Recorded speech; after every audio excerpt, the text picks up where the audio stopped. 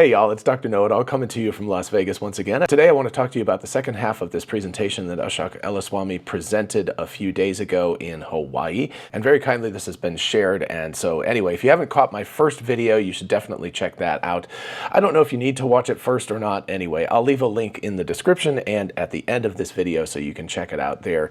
Watch them in either order. I think you should probably watch the first half first, but whatever. If you want to watch this half first, that's fine. But today I want to talk about the second two elements of his talk, and I'm going to lift this up out of the way. I'm always in the wrong spot. Anyway, interpretability and safety guarantees and evaluation. So in the first half video, we got some background information, we got the cursive dimensionality and everything, and a lot of questions were answered. In this half, there are answered questions, certainly, but there are a lot of other questions that get sort of generated. There's stuff that we knew about, like Gaussian splatting that we've seen before. There is continuation of scenes like we've seen before, but they're extended and greatly improved from what they were previously.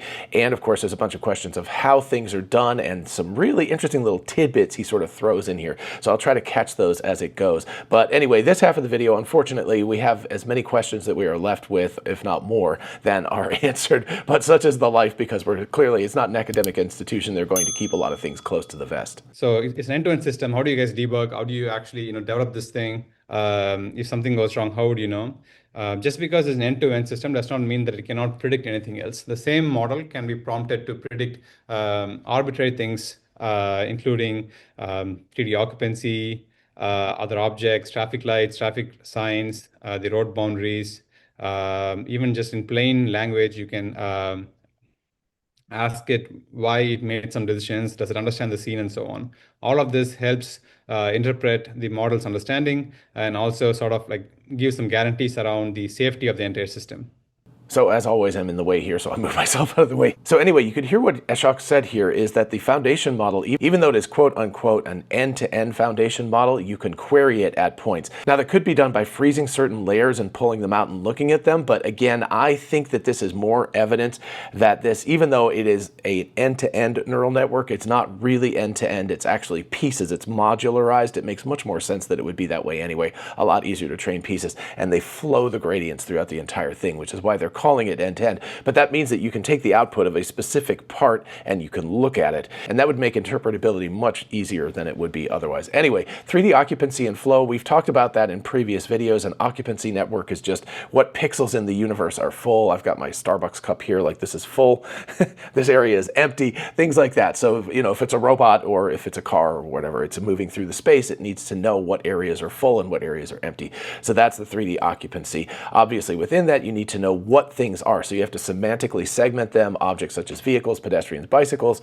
Again, for Optimus, he's going to talk about it briefly at the end, but things would get more complicated with Optimus because you have to have a lot more individual items. Again, coffee cup, that's a very different thing from my microphone holder, which is a very different thing from this, soda bottle, so these are like things that you don't really care about if you're a car, but you care about greatly if you are a humanoid robot. So that object segmentation becomes much more complicated with a human robot, but is very important, obviously, for cars as well, because it needs to know if it's a bicycle versus just a statue of a bicycle or just a statue or something like that over there. A bicycle could move into your path and become a problem, whereas a statue is not going to be.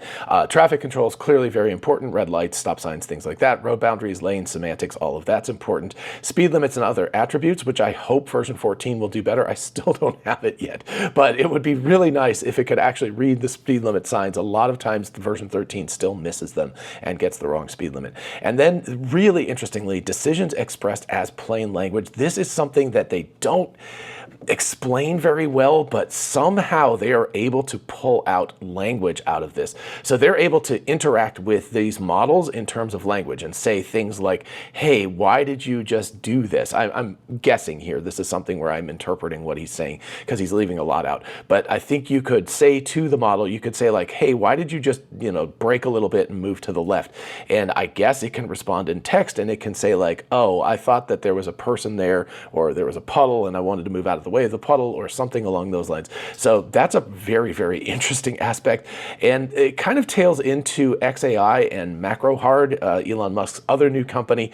And I'll talk about that more in just a little bit. But the ability to generate reality in close to real time and actually have a rational understanding, some sort of understanding of what's going on, that is crucial, not just to Tesla, but also to Elon Musk's other companies. So in practice, it sort of looks like this, where you can take in arbitrary sensor data and prompt it to produce arbitrary things. But in the end, the only thing that actually matters in the car is the control actions that it produces. Everything else is auxiliary, but they can be quite helpful for predicting the correct control actions. So as we talked about in the first video in this series, you've got a very large dimensional input space. In other words, you've got lots and lots of pixels. You've also got maps, right? It needs to know where it's going. You've got vehicle kinematics. In terms of the IMU inside of the car, you've got audio, other things like that. And out of that, you get the next action, which is very, very simple. But before that, you also get other things. Panoptic segmentation, again, segmenting the scene, 3D occupancy, 3D Gaussians, which he's going to talk about next, and then language, etc. So language is one of the outputs of this large neural network. So in other words, it is able to reason and come up with a next action. And that is just, it's really fascinating. I don't know exactly how a model that's designed to drive actually is able to talk to you, but that would be something that would be worth working at Tesla for, just to know. But then, of course, I wouldn't even be able to tell you guys. So I guess that would be the quid pro quo of the whole thing.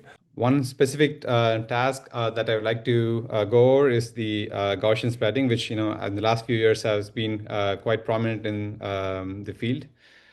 But what I'm showing here on the left side is the traditional Gaussian splatting.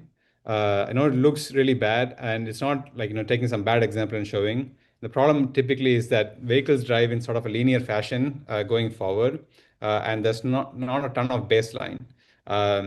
And because of this, if you just took the same camera views of the vehicle's motion and ran traditional Gaussian splatting, I don't know, Nerve Studio or what have you, with the same camera views, the views close to the train views look great. But then if you go to novel views that are far away from the train views, it breaks down quite a bit. But what we have in the middle column here is Tesla's variant of Gaussian splatting, where the same model can produce Gaussians. It generally is much better with the same limited camera views that the left side has. You can also produce semantics as shown in the third column. And the cool thing is that it can run ridiculously fast compared to traditional Gaussian splatting, which can take tens of minutes. Also requires steps like call map or something else to produce the camera poses. It requires initializations from these kind of explicit solvers to do a good job. So you can see that this can update to scenes quite rapidly. If you use the same traditional splatting, a lot of novel views might look blurry or like fuzzed out. But as I'm rotating here in 3D space, a lot of the structure remains intact. And such interpretable representations can be used to debug the system. Like if it's going faster or slower, you can easily observe, okay, is it safely avoiding some obstacle or not? Okay, so this is all really fascinating and does answer some questions for us, but of course introduces a whole bunch more. We did know from a couple of years ago, I think it was Phil Dwan's presentation, that Tesla is using Gaussian splatting and has been for a couple of years, but their version of Gaussian splatting is very impressive. So the problem that Ashok discusses is on the left-hand side, the Gaussian splatting looks okay as long as you're kind of going down the road the exact same direction as the camera was in. The camera travels in a very linear fashion, of course, because the car drives that way, but you can't see anything else in the scene as soon as you move the camera off axis. And that's the kind of thing that they have solved in their version of it. And then of course they've got semantics as well. But really, really impressively here, look at this. Traditional Gaussian splatting takes about 30 minutes to optimize, whereas this is 220 milliseconds. That part is the part that blows me away the most. That is, it's not real time, but that's 5 frames a second or so. That's pretty damn good. And I don't know how in the world they do that. Like I said, more questions than answers with this kind of stuff. But that is extremely impressive that they're not only able to get the Gaussian splatting to work in a more three-dimensional, you can move the camera around anywhere sort of view, but also the fact that it's able to do it in about 5 frames a second. That is incredibly impressive work. And then when he was showing this scene where the car is driving around, you can see that they're just placing the Tesla into this Gaussian splatted scene, but that you can move the camera around. You can see that the houses, the cars are really, really good, and that's the most important part.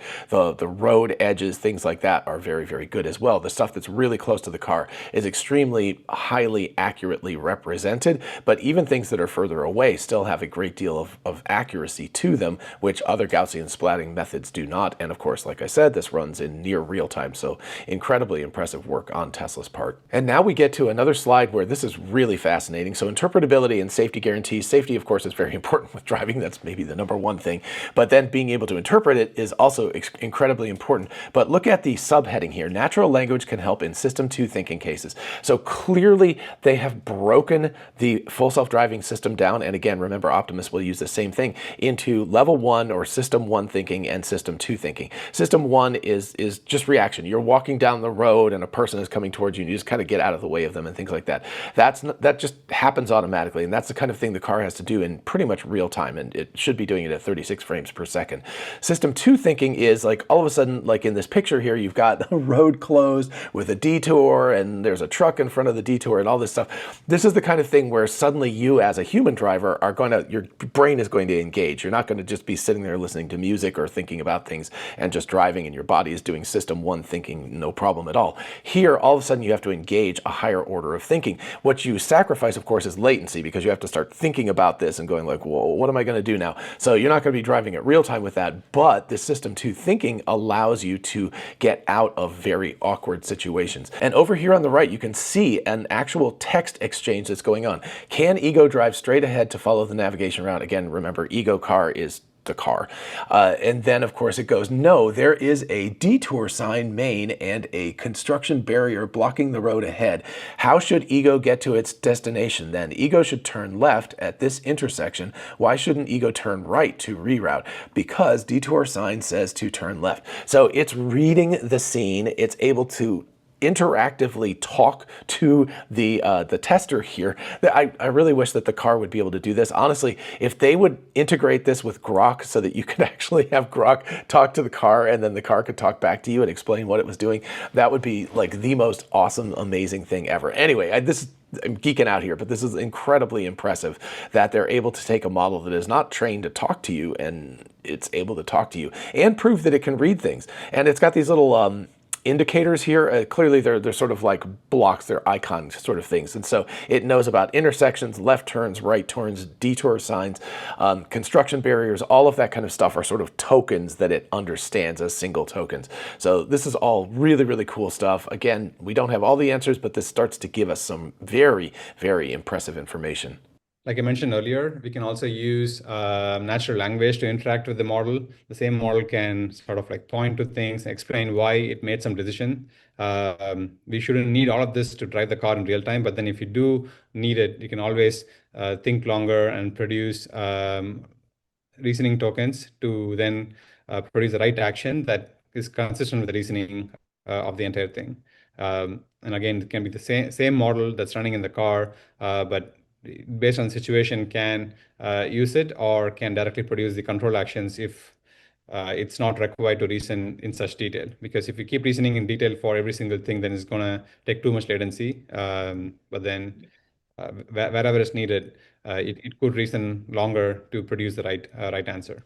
So as you heard, very impressive stuff. Then the last part he's going to get into, he says, is the most difficult, which is evaluation. And I can understand that because it's like, this is really complicated and edge cases are incredibly rare. So how do you continuously evaluate this thing to make sure that it's learning these edge cases, but also at the same time not breaking down and doing stupid things on the highway or during the boring parts of the drive? Very, very complicated because the landscape is very sparse. Most of the landscape of evaluation is incredibly boring and unimportant, basically, but you also have to make sure that it still works right. And then the parts that are very, very weird, edge cases, corner cases, things like that, you have to be very sure that you're evaluating it properly and it's working correctly, and make sure that it's not breaking anything else. That's really, really complicated. The last piece that I'd like to touch on is the evaluation, which actually is the most difficult of these three problems I mentioned. If you just train a bunch of data from drivers and then train models and just like scale it, your open loop performance like look amazing, but then it might not translate well to how the car actually drives. There's a lot of reasons for this. I don't want to get into the details there, but then it is a very important problem that requires a lot of attention to get good performance out of the system. It also requires like thorough evaluation sets. It's not just, if you randomly sample data from your fleet, most of it is going to be boring highway driving. You don't want to just be evaluating there. That's where the early data engine approach that I mentioned comes in handy, where we can build a balanced, fully covered eval set, which is extremely important but very tedious work.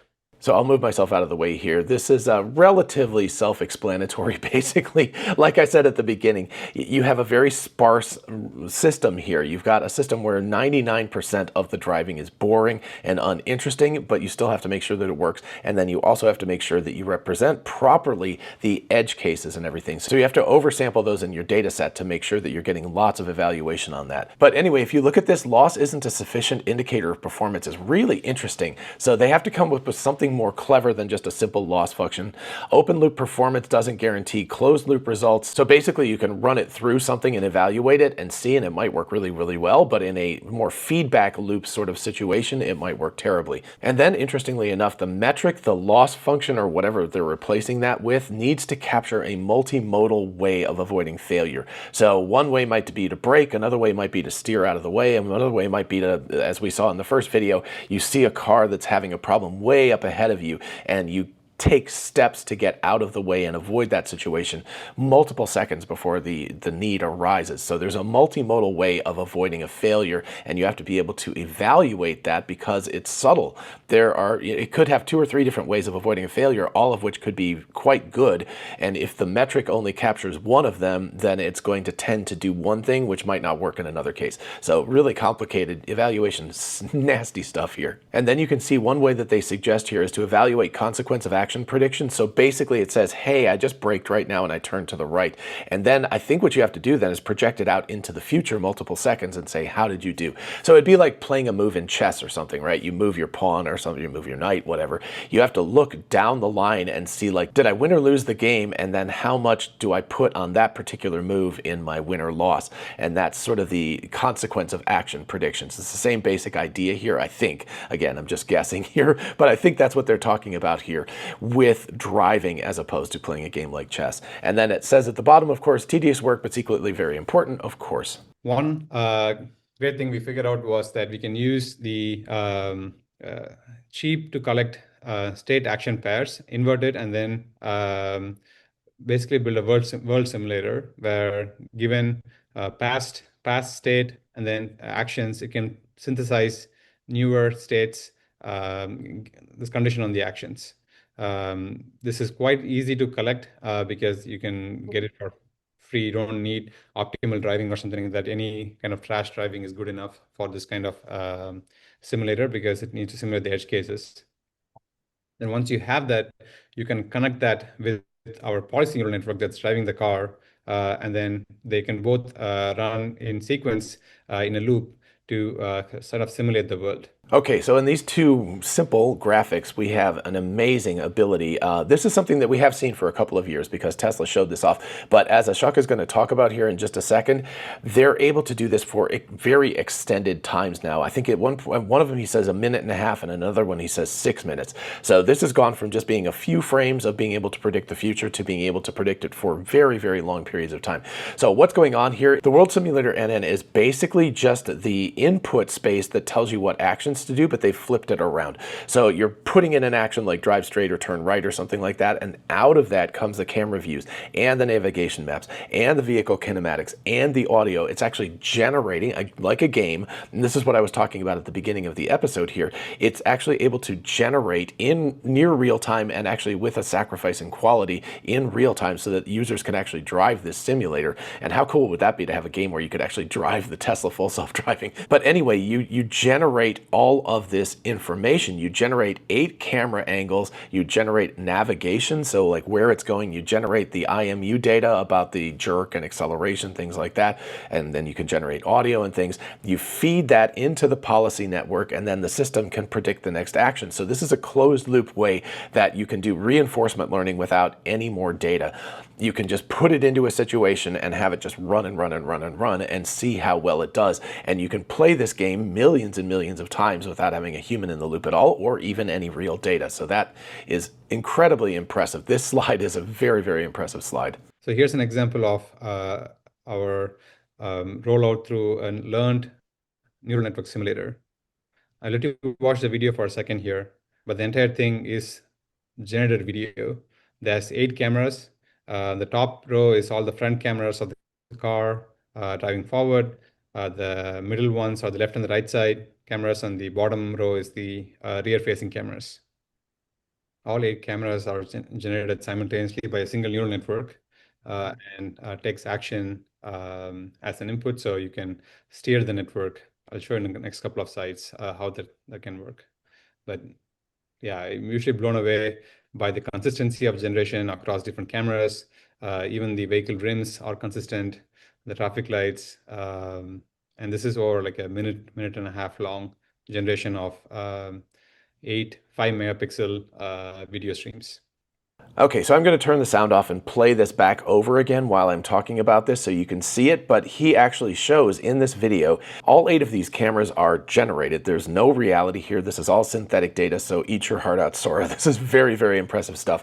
This is a minute and a half video, at least according to Ashok, and you can see cars coming into the frame in one camera and then passing across it. So the top row is the front-facing cameras, and the middle row is the side-facing cameras, and you can see cars go from the front view into the side view and then into the rear view. So you can see them moving across different frames. Again, all generated video, nothing is real there. So that's incredibly impressive to see how well the car is doing with this. And then this is very cool too. You can take some original data, right? Because you need to be able to evaluate over and over again and see whether your model is doing a better job. So I'm assuming that the information on the left is real video information. And then the neural network is producing a new policy. It's moving around these pedestrians in a more wide fashion and generating the video of what should be happening. So you can actually evaluate a new model on old data and actually see it change the video, which proves that it's doing a better job. Again, super impressive stuff here. In addition, you can take like past issues, like take a year-old issue, and then you can rerun the latest neural networks to see how they would perform. On the left side here was the original failure, where it was maybe a bit too close to the pedestrian. And then on the right side, we are evaluating a newer neural network that's driving the car. And you can see that the policy starts offsetting way earlier as soon as the pedestrian emerges from behind the car. And it's super useful for such kind of evaluation, because you don't want to just reevaluate on newer mileage. You just want to, if you have a database of older issues, you just want to replay them and verify that you are doing a good job on these past issues. You can also synthetically create new issues. In this case, the original video on the left side, that vehicle was just going forward on its own lane. But then on the right side, we can make condition the vehicle to cut across our path and then inject this kind of adversarial event to test the system's corner cases. And you can see that the rest of the scene remains consistent. All the other vehicles are moving the same way. It's just that this one vehicle cuts across. And that's how you can make lots of synthetic data sets to verify the corner case performance of a self-driving system. So this is another example of things, but I'm going to stop it. I'm going to freeze frame it here. You can see on the right that this vehicle, the white vehicle, is in the middle lane cutting across to the left lane. That is entirely generated, but it's only that little piece that's generated. So again, this is incredibly impressive stuff because the rest of the scene is still the same, and you can see the vehicle cutting across, and it looks highly photorealistic. You can see the fact that there is like lights and things, so it's actually lighting the asphalt as it's driving along. It's cutting across. It looks very realistic. I would never guess that it wasn't a real video, but was generated. So you can generate these situations to allow the system to learn reinforcement learning wise through synthetic data, which is not real at all. So you can just generate something. So you can just say things like, like, oh, have a car cut across you in front of you to see what you're going to do, have a pedestrian walk out, have a kid on a skateboard or something like that jump out in front of you. This allows you to generate scenarios without creating safety in the real world to test out these different models and to evaluate them, and of course to do reinforcement learning. If you are fine with reducing the test time compute a little bit, you can get close to real-time rendering performance. This is the same model that's rendering the 8 cameras with lowered test time compute. And you can see that you can actually drive this in real time. The FPS is high enough, even though it's generating 8 5-megapixel streams in parallel. So obviously you can see that it's responding to the user's driving commands. They can like steer and brake and then sort of like navigate the world just as if they're driving in the real world. But the entire thing is neural network generated video streams.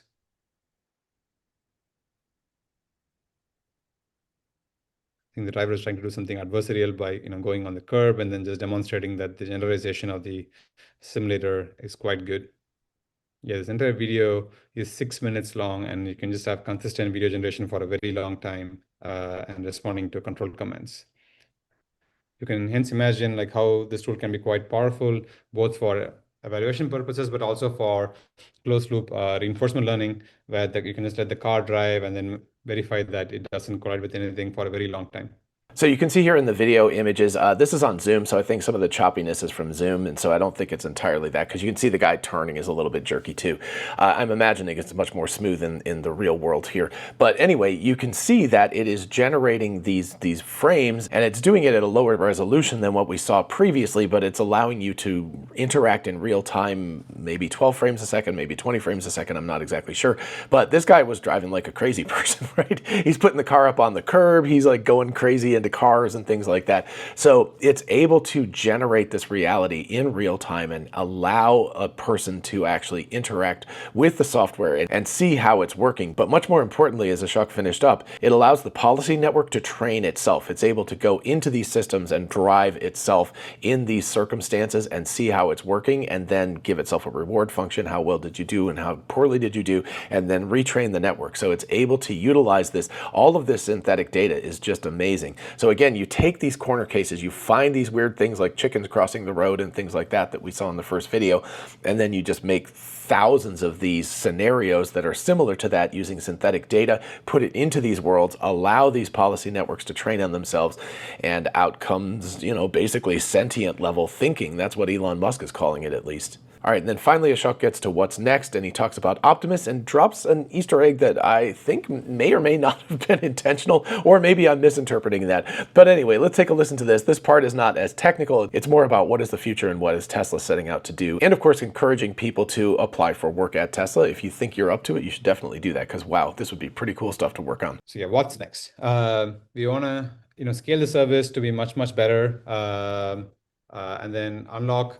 the entire fleet of Tesla vehicles to be fully autonomous. This is the Cybercab, which is our next gen vehicle, which only has like 2 seats and designed for the purpose of robotaxi. It's going to have the lowest cost of transportation across even public transportation.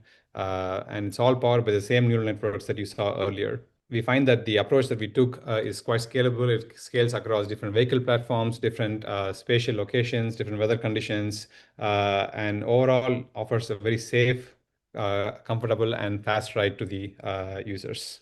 So, of course, this was from the We Robot event last October, just about a year ago, and we were actually there, and I got to talk to Ashok briefly while we were there at this thing, and we got to ride in a Cybercab, so that was all very cool. The 2 things I want to call out here is that he said all of their vehicles, so that means not just the Model Y and Model 3, but obviously Cybertruck, Model X, Model S, and Cybercab as well. And then the other thing was he said that Cybercab is designed to be cheaper than public transportation, so cheaper than taking a bus or something. So that will be highly disruptive if it turns out that it is able to be that inexpensive to operate. And then we get a little Steve Jobs action here. Actually, one more thing. So large-scale self-driving and humanoid robots to the real world. So of course he had to talk about Optimus just a bit. There's one more thing, which is it's not just scaling self-driving to all the vehicles, but also scaling it to other forms of robots, the humanoid robots too. Tesla builds humanoid robots. We call them Optimus. And the same technology that we developed here for self-driving transfers most seamlessly to other forms of robots too. I'd like to show one example here, like the video generation also works for Optimus. So this is Optimus navigating around the Tesla factory, and all of these are generated videos. And you can see that they are all quite consistent. You can also, just like how we did for the car, action condition it. So here, the top left is the robot just going straight. That was the ground truth. But then you can have different actions like going left or right or some other direction, and then it can correctly generate the pixels for the action. And it's the same neural network, which has some more data added from Optimus generalizes to other robot form factors too. So, of course, this is the same stuff we just saw with the cars, with the vehicles, being able to actually generate video about the future events and things like that. And, of course, action condition it. So you can say go straight, go left, I assume with a joystick or something like that. You could tell it to do that, or I guess with text or something. But the interesting part here is that it's generating factory information. So this is generated, synthesized video that it is creating. And it's much more complicated than a road scenario, right? Factories are very complicated inside in terms of the objects and all of that kind of stuff. He did mention here right at the end, he said generalized to other form factors. Maybe he just meant generalized to humanoid robot form factors, but I did wonder whether maybe he meant something else too. Maybe they would have other form factors in the future. Thinking about the big robo-van, which of course is kind of a car thing, but it's more like a bus. But they do have a picture of that. In fact, he shows it next in his like little conclusion thing. But also potentially we could have things besides Optimus. We could have things like robo-dogs and stuff like that. So it could be we're talking about generalizing to all form factors, but at the very least right now, cars and humanoid robots for sure, and other potential form factors for the future. So overall, a lot of questions are answered in Ashok's presentation, and I really appreciate that. But of course, we have many, many other questions, like how does it do these kind of things? There are questions from the audience. You can see that we're only halfway through this video here. It's about another 10 minutes or so of questions and things, and Ashok mostly demurs. You know, people are like, hey, how did you do this? And he's like, I can't tell you the answer to that question. Come work for us or something, right? So there's a lot of questions that he's just unwilling to answer, which is okay. Again, I'm not complaining about that. I'm really happy that we're getting as much information as we are. But from what we've got, we can see the improvement in what Tesla has done over the past couple of years. The fact that they're able to do this action conditioning thing, the fact that they're able to generate very, very realistic video for extremely long periods of time, like multiple minutes of this, not just a few frames. That stuff is incredibly impressive. And again, not only is this going to help Tesla out immensely, but I predict that is where XAI and MacroHard, the company that's the automatic game generator, that those companies are going to be using a lot of the same technology to do what they're doing as well. So between them, they're going to create this really interesting feedback loop where XAI and Grok and MacroHard, etc., are going to create the better and better reasoning system, the system 2 thinking, the slower thinking, the reasoning, all of that kind of stuff. And Tesla is going to be able to create this sort of system 1 level thinking where the car is able to react very, very quickly and operate very, very safely and generate video in near real time, and I assume fairly shortly in actual real time. And being able to do all of that stuff together creates an incredible virtuous cycle between all of these companies. Alrighty folks, that's what I've got for you today. Let me know in the comments what you think about all of this. I find this amazing. I love to geek out about this, and Tesla, the more presentations you do, the better. And if Ashok or Phil or anybody on the team wants to come talk to me in person, I would absolutely love that. Just let me know and I will be happy to make that happen. For those of you watching, if you don't mind liking this video, it really, really helps out with YouTube's algorithm. And of course, consider subscribing for more of this kind of content, and I will see you in the next video. Bye-bye.